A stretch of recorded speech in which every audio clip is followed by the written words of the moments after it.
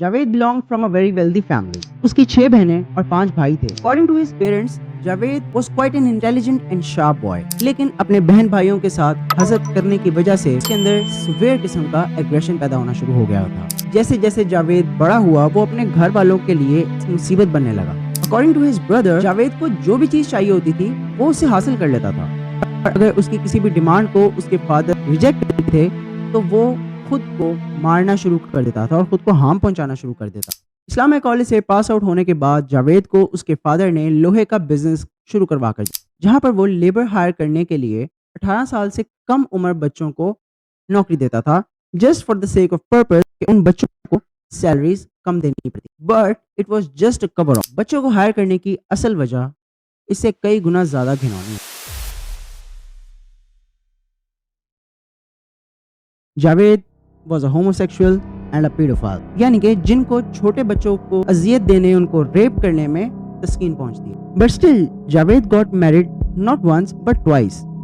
लेकिन दोनों ही दफा ये शादियां एक साल से ज्यादा नहीं टिक पाई. And after getting divorced for the second time, Javed Iqbal एक आर्केड गेम शॉप खोली, जिसकी वजह से पूरे मोहल्ले के जितने भी बच्चे थे वो सारा दिन जावेद इकबाल की आर्केड गेम शॉप के अंदर ही रहते थे गेम्स वगैरह खेलने के लिए. जावेद 100 रुपए का नोट अपनी शॉप के फ्लोर के ऊपर गिरा दिया और सुकून से बैठकर वेट करता था कि कब कोई बच्चा उस नोट को देखे और उसको उठा के अपनी जेब में रख दे. जब कोई भी बच्चा ये हरकत करता था तो वो फौरन से पहले शोर मचा देता था कि मुझे तुम सब लोगों की तलाशी लेनी है, मेरे पैसे गायब हुए हैं. और वो सारे लड़कों को एक कतार में खड़ा करके बराबर वाले एक प्राइवेट रूम के अंदर तलाशी के नाम पर लेकर जाया करता था और वहाँ पे वो उन बच्चों के साथ घटिया और घिनौनी हरकतें किया करता. He used to sexually molest those children. जब उसकी शॉप के ऊपर बच्चों ने आना बंद कर दिया तो अपने इसी घिनौने काम को जारी रखने के लिए उसने एक जिम और एक एक्वेरियम भी खोला. 1997, Javed Iqbal was heavily facing financial problem. And to get rid of them, उसको अपनी प्रॉपर्टी को बेचना पड़ा. और अपना घर बेचने के बाद जावेद इकबाल ने फैसला किया कि वो लाहौर आके सेटल हो जाए. लाहौर आते ही Javed has found the perfect spot for his hunting, दाता दरबार, जो कि पूरे साउथ एशिया का सबसे बड़ा सूफी श्राइन है. दाता दरबार रोजाना हजारों की तादाद में बच्चे खाने पीने के नाम पे आया करते थे. इनफैक्ट आज भी आते हैं. वहां पे आने वाले इन नाबालिग बच्चों को जावेद ढूंढ कर और अच्छे खाने और रहने की जगह का लालच देकर अपने साथ अपने घर ले आया करता था. कुछ बच्चे वो बस स्टॉप से उठाता था, जहाँ पे घर से लड़के या घर से भाग के बच्चे लाहौर शहर की तरफ आए होते थे.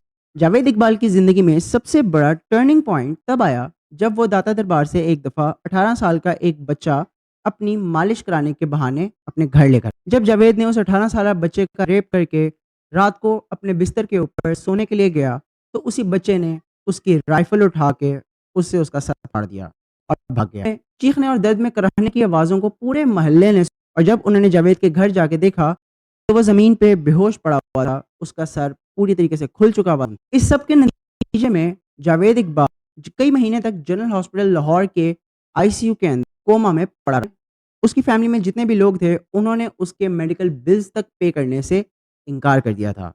हाँ, बस सिर्फ उसकी एक माँ थी जो उसके लिए आंसू बहाया करती थी. जब वो कोमे में आईसीयू के अंदर पड़ा हुआ था तो सिर्फ एक वही माँ थी जो कि उसके लिए भाग दौड़ करती थी, जो उससे मिलने आया. और उसके बच्चे के साथ इतना कुछ हो गया, इस सदमे की वजह से उनकी डेथ हो गई. होश में आने के बाद जावेद इकबाल के ऊपर रेप चार्जेस लगे और अदालत की तरफ से उसको 100 कोड़े मारने की सजा मिली. क्लिनिकल साइकोलॉजिस्ट अख्तर अली के मुताबिक ये वाकया उसकी लाइफ का वो टर्निंग पॉइंट था जिसने जावेद इकबाल के अंदर के शैतान को जगा दिया. पर अब माँ की मौत उस पूरे, जैसे हम अंग्रेजी में कहते हैं कि push him over the age, वहां पर उस जहनी कैफियत में जो एक बहुत ही गैर सेहतमंद थी और जिस्मानी तौर पे वो गैर सेहतमंद है, जहनी तौर पे अब वो बीमार होता जा रहा है, तो माँ की मौत ने उसको ट्रिगर किया और वो एक ऐसी जहनी कैफियत में चला गया कि उसके बाद उसके लिए एक तरह से मौत को उसने एक्सेप्ट कर लिया था कि मैंने अब मरना तो है ही, मैं चंद दिनों का मेहमान हूँ, मरने से पहले मैं एक ऐसा काम कर जाऊँ, मैं ऐसी गैर मामूली मतलब है कुछ अचीव कर जाऊँ जिसकी वजह से मेरा नाम तारीख की किताबों में रहे. तो मैं समझता हूँ कि माँ की वफात और माँ के रोने ने उसको उस पूरे جو پروسیس ہے اس کو ایکسلریٹ کر دیا جو کہ پہلے سے موجود تھا. جاوید نے کبھی امیجن بھی نہیں کیا تھا کہ جس ایگریشن اور وائلنس کا استعمال وہ ساری زندگی دوسروں کے اوپر کرتا آیا ہے کبھی وہ اس کے خلاف بھی یوز ہو سکتی ہے. Javed continuously ran out of money اور حالات اتنے زیادہ خراب ہو چکے ہوئے تھے that he has to move to a rental place 13B Ravi Road and now he is all set for his revenge.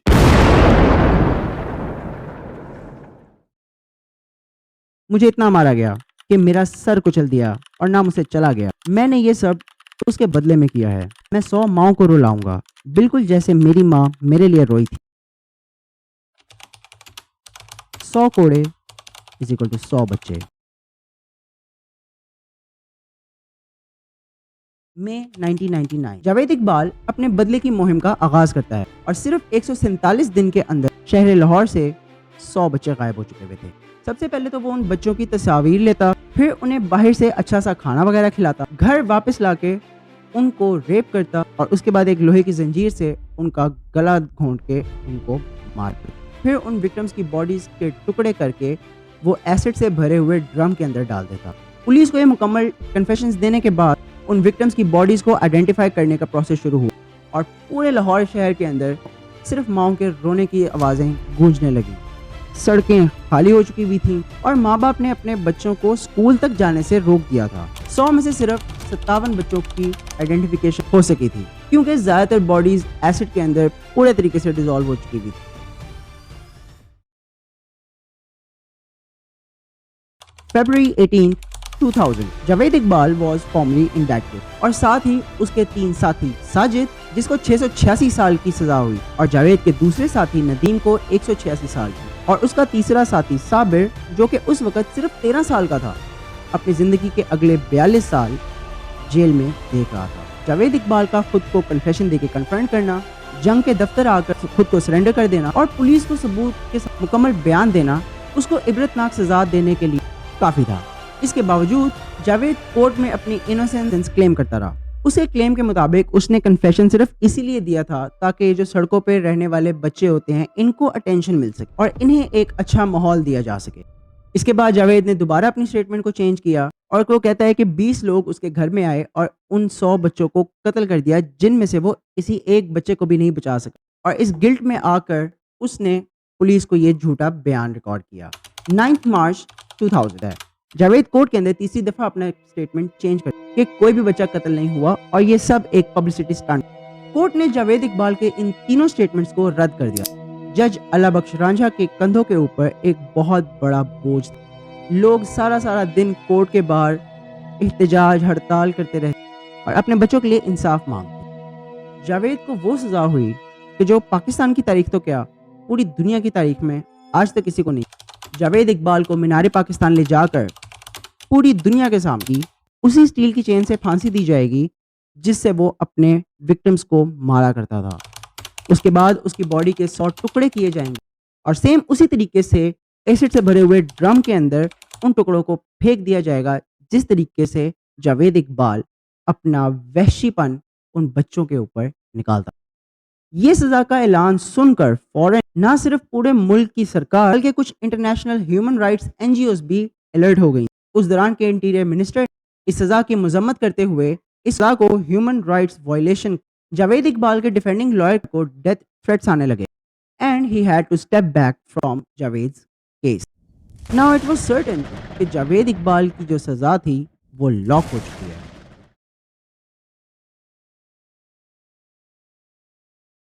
As we are moving towards the ending of this horrific and tragic story, it has left us with more questions than answers.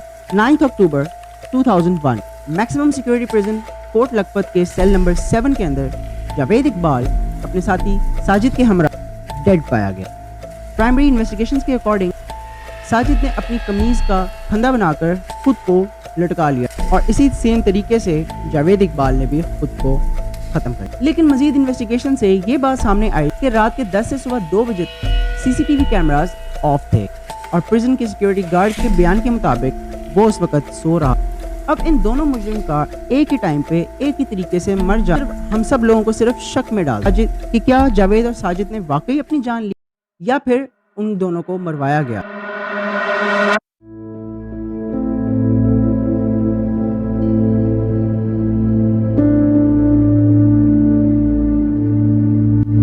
واقعے کو آج 20 سال سے بھی زیادہ کا وقت گزر چکا ہے، لیکن آج بھی ایک لوگوں کی روحوں کو جھنجھوڑ دیتا ہے. آج بھی یہ کیس لوگوں کی یادوں میں بستا ہے. بحیثیت پاکستانی یہ سوال کرنے پر مجبور کرتا ہے کہ کیا ہمارے ملک کے سیکیورٹی ادارے جنہوں نے ہماری جان و مال کی حفاظت کرنے کا حلف اٹھایا ہے، کیا وہ اس ملک کی عوام کی جان و مال کی حفاظت کرنے کے قابل ہیں بھی؟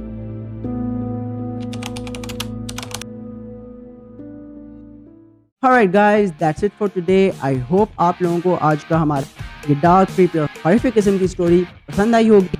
اگر آپ لوگوں کو اس طرح کی مزید ویڈیوز دیکھنی ہو، یہاں کہیں پہ میں نے ایسے ہی ایک سائیکوپیتھ پیٹر سکلی کی سٹوری کو ڈاکومنٹ کیا اور یہاں کلک کرنے پہ آپ لوگوں کو ہماری مزید پلے لسٹ مل جائے گی. ویڈیو کو لائک ضرور کیجیے گا، چینل کو سبسکرائب کر دیں اور اپنے دوستوں کے ساتھ زیادہ سے زیادہ ویڈیو اور چینل کو شیئر کیجیے. Thanks for taking your time out to watch this video. This was Muhammad Afnan Abid. You were watching the Afnan Abid Show, and I'll see you in the next one.